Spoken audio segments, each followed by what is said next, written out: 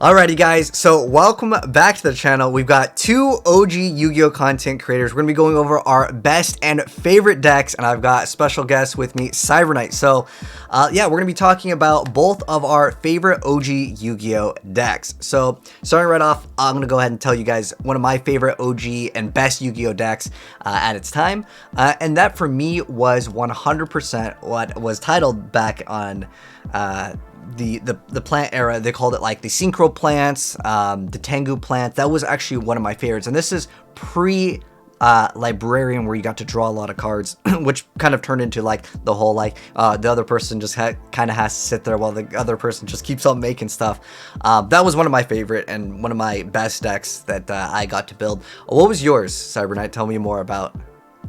It's a hard choice. I mean, there's so many different ones I played back then, but I think the one I'm going to go with is Kwakimeru, the Beast Warrior build. Because with that one, I remember that was around the time of Fire Fist as well, when that was pretty popular.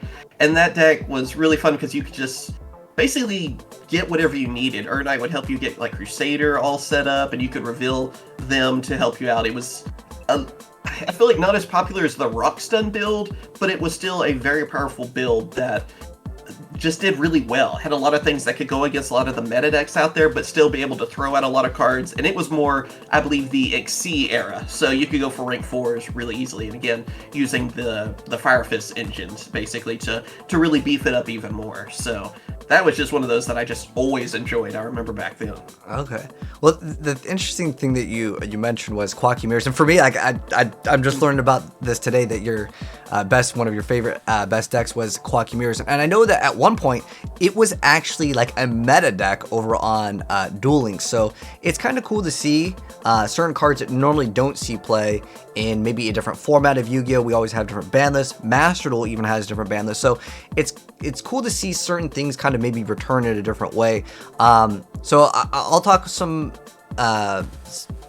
about some of the things that I really liked in like my best favorite Yu-Gi-Oh deck, and then Cyberknight's going to be talking about some of his favorite things. But I'm looking at like my old deck profile right now of like what I call the Black Rose of Field. And basically, the whole goal of the deck was originally just to use Reborn Tengu. You would Black Rose the field, and then you would have extra resources, and it was basically a grind game deck. There wasn't really that much OT King. I mean, you had your options for like Lone Fire to go into other combo pieces, and if you had the Dandelion, you could really combo off, and even ran a like Chaos Sorcerer, which was really powerful.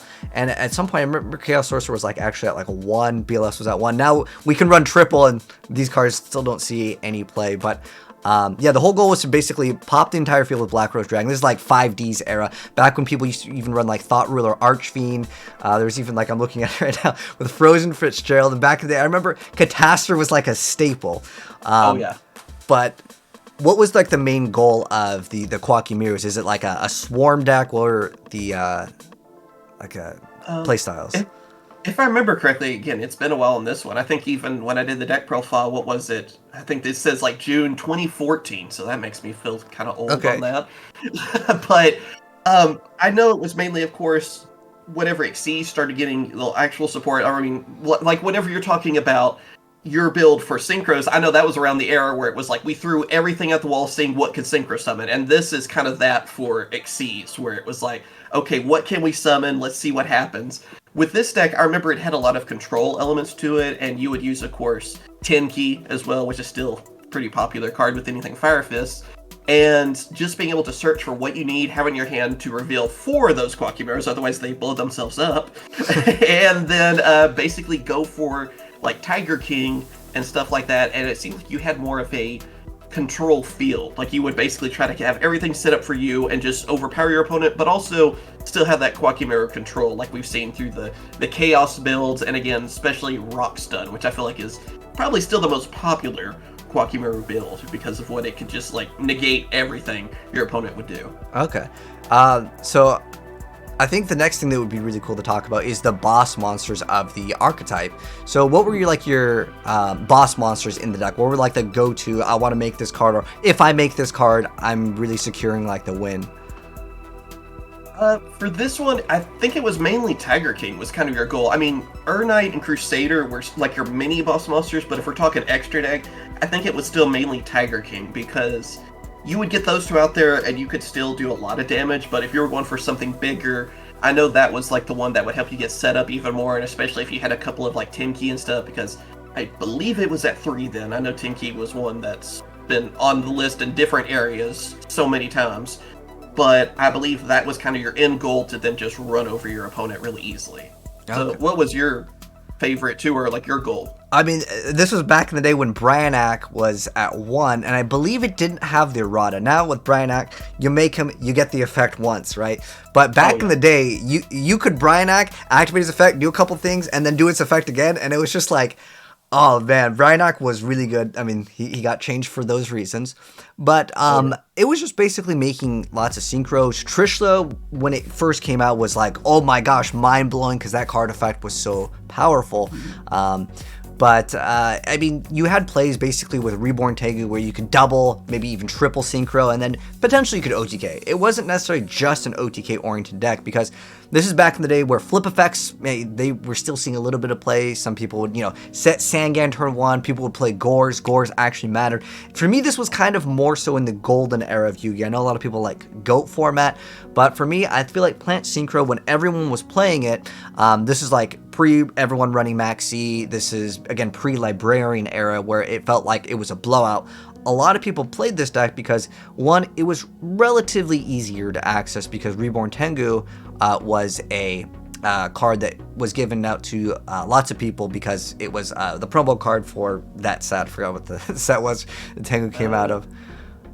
I want to say Storm of Ragnarok. I could be wrong. Yeah, I just remembered that. It's been a while. There was like, it was a promo, and then people used to play Titaniel in the plant deck. People used to play Raiko. Those are some of the cards that I really enjoyed, and just overall, I felt like it was a relatively fair deck. I mean, nowadays with Yu-Gi-Oh, like, this deck probably couldn't keep up. I mean, setting the Sangan, trying to set up, maybe setting a Spore Glow-Up Bulb, and then setting a Call of the Haunted, when a lot of people did run Call of the Haunted back when it was at 1, like, setting up these plays, they're unrealistic. Like, taking this deck into modern Yu-Gi-Oh would absolutely get decimated. Do you think that your quad cube mirrors will work in this age of TR Elements, Ishizu? Maybe with some updates. Gosh, I'm not sure. I feel like it would do better in something like Master Duel, a different format, or even like you're talking about. I think your deck would probably do good like the Edison format. I don't know if you've heard about that one as much. It's basically GOAT format, but for more the Synchro era. For this deck, though, of mine, there's not really any format for it. I wish there was more of an XC format or something, but these days, I would have to change a lot of things. I would definitely have to build probably Utopia and have to go for him a lot more, because at least end of the day, you have Utopia the Lightning. So you could probably do a lot of damage and go for an OTK at least, and do double or nothing and all that. Well, but is Urnite like a once per turn? Like, I know, like, I think if I remember correctly, like, you reveal an Iron Core, you special summon one, right? And can you do it like multiple times? Can you just spam out Urnite? It's a once per turn. It's not like. Oh, okay. I feel like they were more reserved on these, but then for some reason now we're to the new Ishizu stuff and all that, and it's like, oh, we forgot how to say, how to kind of calm a few things down, This was kind of more that era where they were like, okay, we want you to spam the field so you can XC summon, but maybe not too much. I mean, I guess Dragon Rulers, I think, were around this time too. Oh, okay. So that was a problem. I just saw too on like my deck profile that I even had Excite on night, so at least we had that as kind of like, okay, that was my nuke the field instead of course Black Rose.